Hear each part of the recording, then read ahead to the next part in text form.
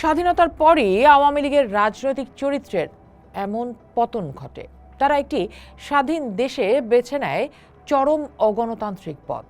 ভিন্ন মত দমনের জন্য তৈরি করে জাতীয় রক্ষী বাহিনী, যে বাহিনীর হাতে বিনা বিচারে প্রাণ দিতে হয় বিরোধী মতের হাজার হাজার তরুণ রাজনৈতিক কর্মীকে। জুলাই অভ্যুত্থান পরবর্তী বাস্তবতায় দল হিসেবে আওয়ামী লীগের কার্যক্রম স্থগিত। প্রধান নেতা শেখ হাসিনা দিল্লিতে এবং কেন্দ্রীয় নেতারা পলাতক নয়তো গ্রেপ্তার। কিন্তু প্রশ্ন হলো, আওয়ামী রাজনীতি কি আমাদের সমাজ থেকে বিদায় নিয়েছে? চলুন একটু পেছন থেকে শুরু করি। ৭৭ বছর বয়সী দলটির জন্ম হয় ১৯৪৯ সালের ২৩ জুন ঢাকার রোজ গার্ডেনে পূর্ব পাকিস্তান আওয়ামী মুসলিম লীগ নামে। মৌলানা আব্দুল হামিদ খান ভাসানী, হোসেন শহীদ সরওয়ার্দী, আতাউর রহমান খান, শামসুল হক এবং শেখ মুজিবুর রহমানের মতো নেতারা এই দলের গোড়াপত্তন করেছিলেন। পরবর্তীতে শেখ মুজিবুর রহমান ও তাজউদ্দিনের নেতৃত্বে রাজনীতিকে অসাম্প্রদায়িক রূপ দেওয়ার জন্য দলের নাম থেকে মুসলিম শব্দটি বাদ দেওয়া হয়। ৭০ দশকের আগে ইতিহাস ঘাটলে একটি গণতান্ত্রিক লড়াইয়ের গৌরবোজ্জ্বল দল দেখতে পাওয়া যায় আওয়ামী লীগের ভেতর। ৫৪ যুক্তফ্রন্ট নির্বাচন থেকে শুরু করে ৬২ শিক্ষা আন্দোলন, ৬৬ ৬ দফা এবং ৬৯ গণ অভ্যুত্থান, স্বাধিকার আন্দোলন এবং ৭১ মুক্তিযুদ্ধে এই দলের ভূমিকা ছিল অবিসংবাদিত। আওয়ামী লীগের নেতা বঙ্গবন্ধু শেখ মুজিব সহ অনেকেই স্বাধীনতার আগে ও পরে হামলা, দীর্ঘ জেল, হত্যা ও নানা আক্রমণের মধ্য দিয়ে আন্দোলন সংগ্রামের গুরুত্বপূর্ণ ইতিহাস রচনা করেছিলেন। যে দলটি একসময় গণ আন্দোলন, স্বাধীনতা, ইতিহাসের সঠিক পক্ষে অবস্থানের জন্য একসময় তারা প্রশংসিত হয়েছে, তারাই স্বাধীনতার পর ক্ষমতায় গিয়ে হয়েছে স্ববিরোধী, জনবিরোধী আইন করেছে প্রবর্তন। যেমন ৬৯-এ আইয়ুব খানের পুলিশের গুলিতে শহীদ আসাদের রক্তমাখা শার্ট নিয়ে আওয়ামী লীগ মিছিল করেছে, অথচ স্বাধীন দেশে ১৯৭৩ সালের ১ জানুয়ারি সাম্রাজ্যবাদ বিরোধী ভিয়েতনাম সংহতি মিছিলে পুলিশ দিয়ে গুলি চালিয়ে তারাই হত্যা করেছে ছাত্রনেতা মতিউল ও কাদেরকে। সবশেষে ২০২৪ সালে তারাই পুলিশ দিয়ে আবু সাঈদ মুগ্ধ সহ শত শত ছাত্রকে রাজপথে গুলি করে হত্যা করেছে। ১৯৬৯ সালে আওয়ামী লীগ ছাত্রদের ১১ দফা আন্দোলনে যুক্ত হয়েছিল, এমনকি ৯০-এ ছাত্রদের ১০ দফার সাথেও ছিল। অথচ ২০২৪ সালের কোটা সংস্কার আন্দোলনকে আখ্যা দেওয়া হয়েছিল নাশকতা হিসেবে। স্বাধীনতার পরই আওয়ামী লীগের রাজনৈতিক চরিত্রের এমন পতন ঘটে। তারা একটি স্বাধীন দেশে বেছে নেয় চরম অগণতান্ত্রিক পথ। ভিন্ন মত দমনের জন্য তৈরি করে জাতীয় রক্ষী বাহিনী, যে বাহিনীর হাতে বিনা বিচারে প্রাণ দিতে হয় বিরোধী মতের হাজার হাজার তরুণ রাজনৈতিক কর্মীকে।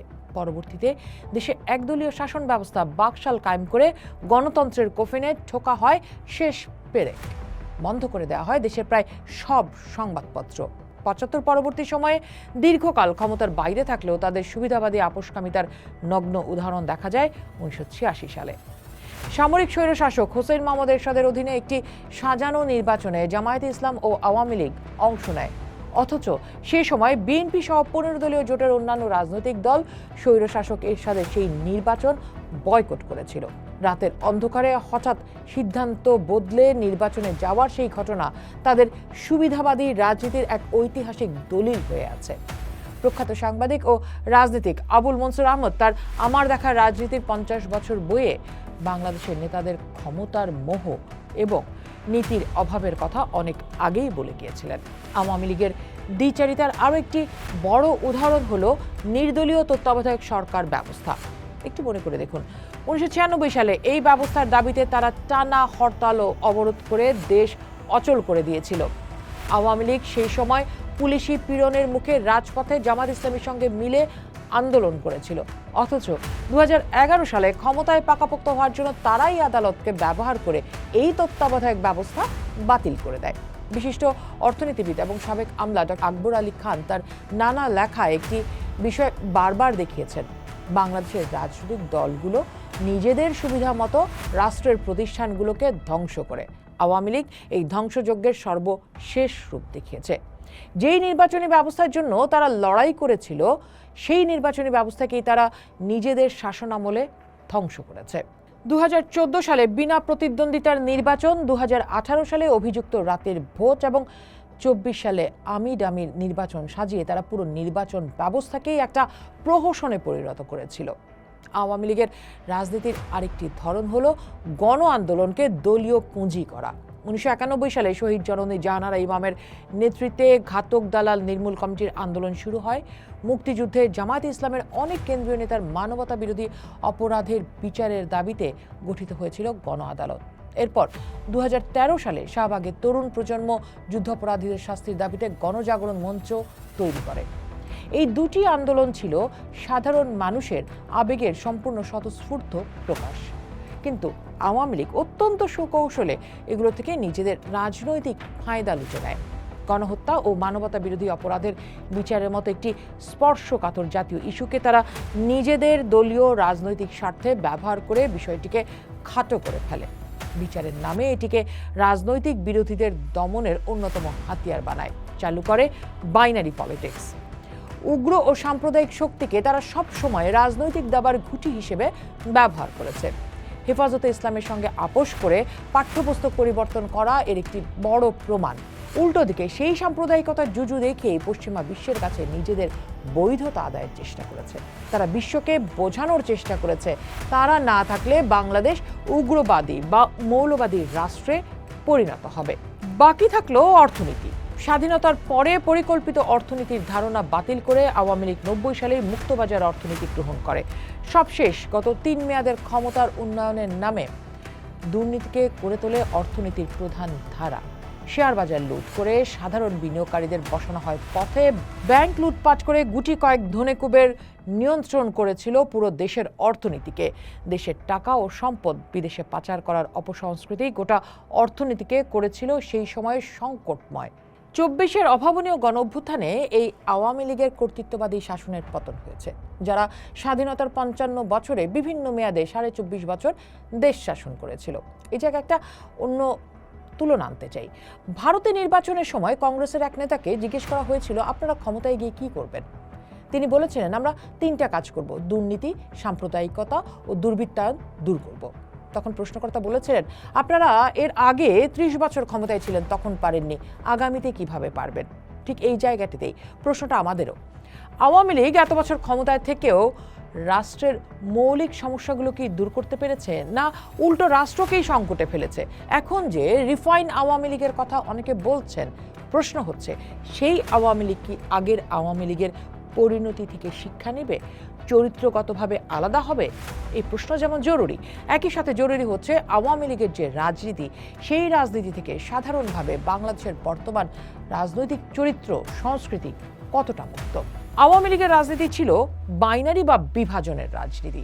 তারা দেশের মানুষকে মুক্তিযোদ্ধা এবং রাজাকার এই দুই বর্গে ভাগ করত।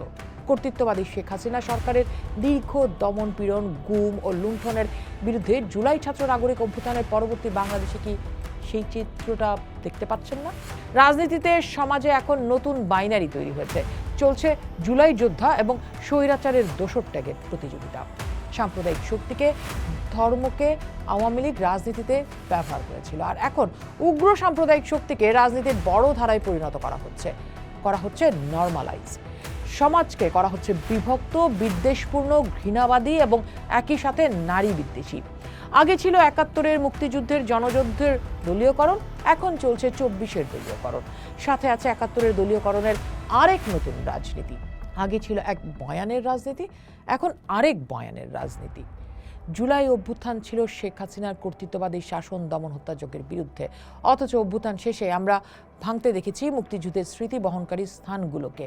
একই সাথে আক্রমণ করতে দেখেছি আমাদের ইনক্লুসিভ স্থানগুলো, যেমন মাজার, যেমন বাউল। হতে দেখেছি মব সন্ত্রাস। তাহলে রাজনীতি কি একই আক্রমণ সংস্কৃতির মধ্যে থেকে গেল না? সোশ্যাল মিডিয়ায় চলছে বুলিং পলিটিক্স।